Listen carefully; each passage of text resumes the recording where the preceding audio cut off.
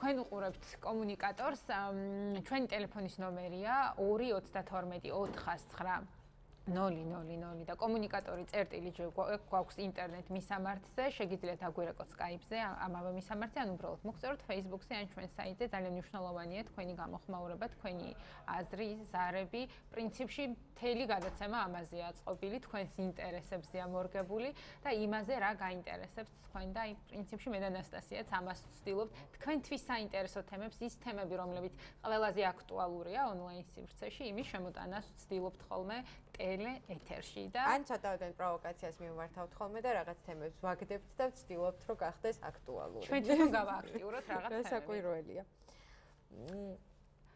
რა გვაქვს ახლა ყველაზე ისეთი მნიშვნელოვანი აქტუალური თემა?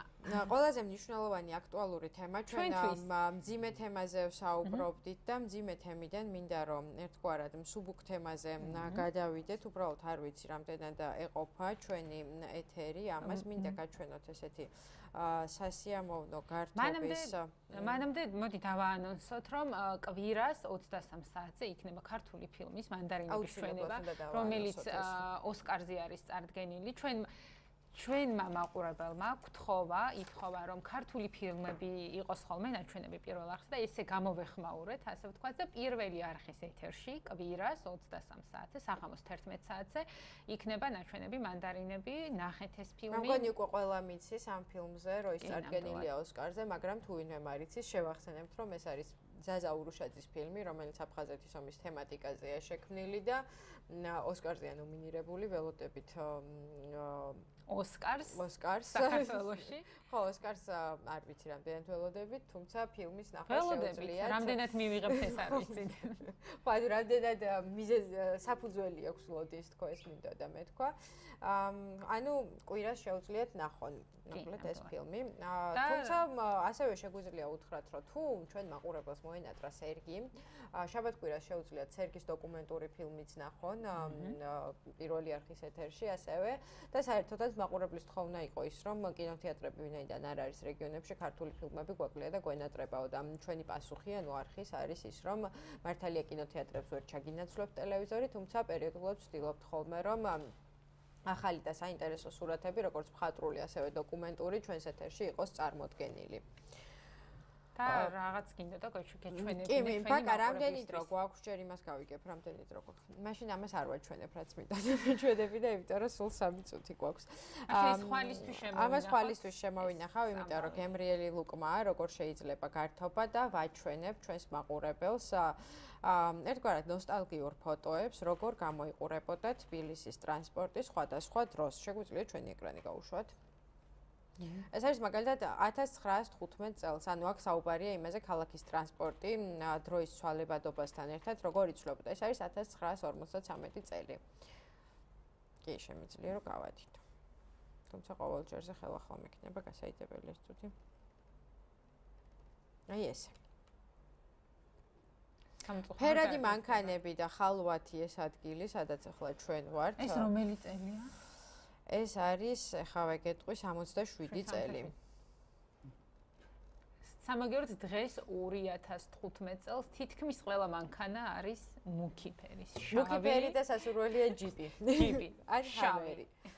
ხო, მოკლედ მე ამ ფოტოებში რაც მომწონს არის ის, რომ გადმოცემულია ერთგვარად ქალაქის განვითარების ტემპი, ანუ სხვადასხვა დროს სხვადასხვა რაოდენობის ადამიანები დადიოდნენ თბილისის ქუჩებში და მე მგონი ესეთი გადაჭედილი, როგორც დღეს არის, არასოდეს არ იყო. ტრამვაი, რომელზეც ნოსტალგია აქვს ხალხს, ეს არ ვიცი რა. შენ ტრამვაითი იმგზავრია საქართველოში? იცი რა, ბავშვობაში არ მახსოვს, ალბათ მე მახსოვს ერთხელ ვიმგზავრე და ტროლეიბუსები მახსოვს, ნამდვილად მახსოვს ტროლეიბუსები და ტრამვაიზე თავს ტრამვაითიც ვიმგზავრე ერთხელ და რაღაცა უცნაური შეგრძნება იყო, ალბათ პირველი ტრანსპორტი იყო, რომელიც კონკრეტულად დახაზულ ხაზზე დადიოდა და ვაკვირდებოდი როგორ შეეძლო ისე ევლო, რომ არ გადასულიყო ტრამვაის ხაზი ვარანცოვზე, სადაც გარკვეული პერიოდი ცხოვრობდი, ჯერ კიდევ არსებობდა, როცა იქ გადავსახლდი მაშინ და მე მგონი რამდენიმე ძველი ტრამვაიც იდგა. თუ სურათები მახსოვს, ეს უკვე აღარ ვიცი, ანუ ხაზი მახსოვს რომ იყო. დღეს ტრამვაის ქსელი აღარ გვაქვს. ხო, ამ ფოტოებზე საინტერესო არის ის, რომ ქართული რეკლამის ჩანასახები ჩანს. თუ დააკვირდება მაყურებელი, მარკეტინგით დაინტერესებული მაყურებელი შეუძლია თავისთვის სასურველი ინფორმაცია ამოიკითხოს. სანამ ფოტოები გადის, ჩვენ შეგვიძლია გითხრათ ხვალინდელი დღის ანონსი. ხვალ ჩვენს ეთერში მოხდება ტრადიციულად საინტერესო რამეები. და როგორც დავაანონსეთ, ვილაპარაკებთ რუს მენადაქვეითებულ ადამიანებზე, რომლებსაც ეს პრობლემები აქვთ, რა არის რეალურად პრობლემა? მაგალითად, ახლა გითხრეს, რომ ქართული, ანუ ჟესტური ენა უნდა ისწავლებოდეს, ოღონდ მხოლოდ ქართული.